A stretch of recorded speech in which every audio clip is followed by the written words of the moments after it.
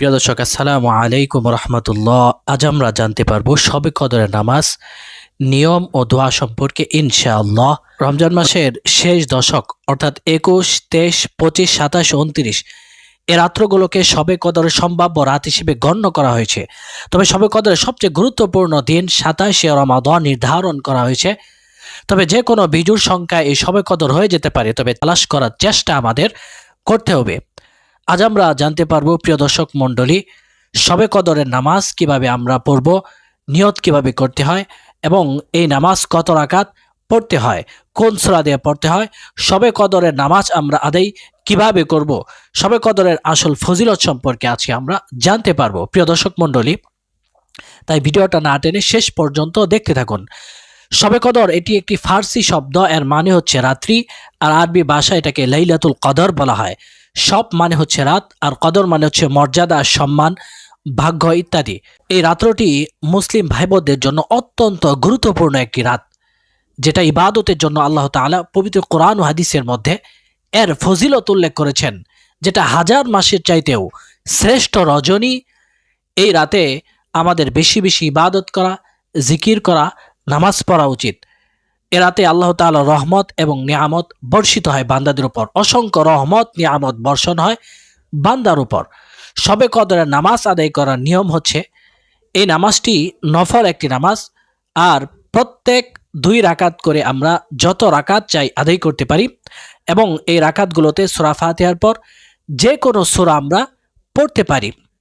যে কোনো সূরা মিলিয়ে নিলেই হবে।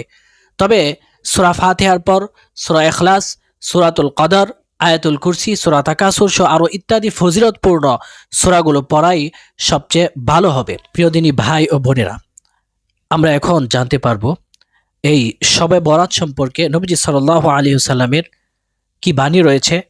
হযরত আয়েশা রাদিয়াল্লাহু আনহা তিনি একবার নবীজি সাল্লাল্লাহু আলাইহি সাল্লামকে বললেন, ইয়া রাসূলুল্লাহ, এই শবে কদর বা লাইলাতুল কদর যদি আমি পেয়ে যাই, আমি যদি মনে করি বা বুঝতে পারি এটাই হচ্ছে আজকের রাত্রই হচ্ছে লাইলাতুল কদর, তবে আমি এই রাত্রে কি দোয়া পড়বো বা কি বলবো? তখন নবীজি সাল্লাল্লাহু আলাইহি সাল্লাম বলেন, হে আয়েশা, তুমি যদি এই রাত্র পেয়ে যাও তাহলে তুমি এই দোয়া পাঠ করবে, আল্লাহুম্মা ইন্নাকা আফুউন তুহিব্বুল আফওয়া ফাআফু আন্না, আল্লাহুম্মা ইন্নাকা আফুউন তুহিব্বুল আফওয়া ফাআফু আন্না।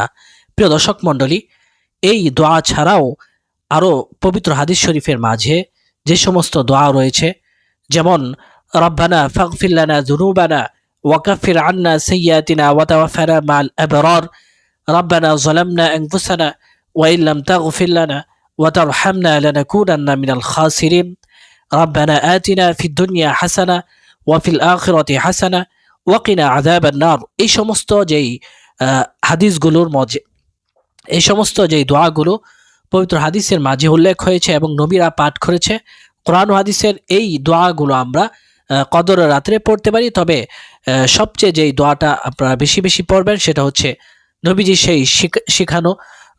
সেই শিখানো দোয়াটি, আল্লাহুম্মা ইন্নাকা আফুউন তুহিব্বুল আফওয়া ফাআফু আন্না। হে রব, হে আল্লাহ, আপনি ক্ষমাশীল, অতএব আপনি আমাদেরকে ক্ষমা করে দিন।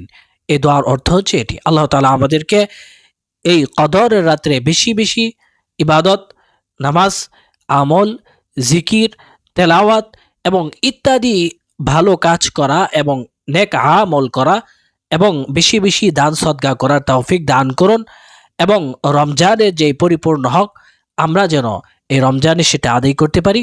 আল্লাহ তাআলা আমাদেরকে সেই তৌফিক দান করুন। আসসালামু আলাইকুম ওয়া রাহমাতুল্লাহ।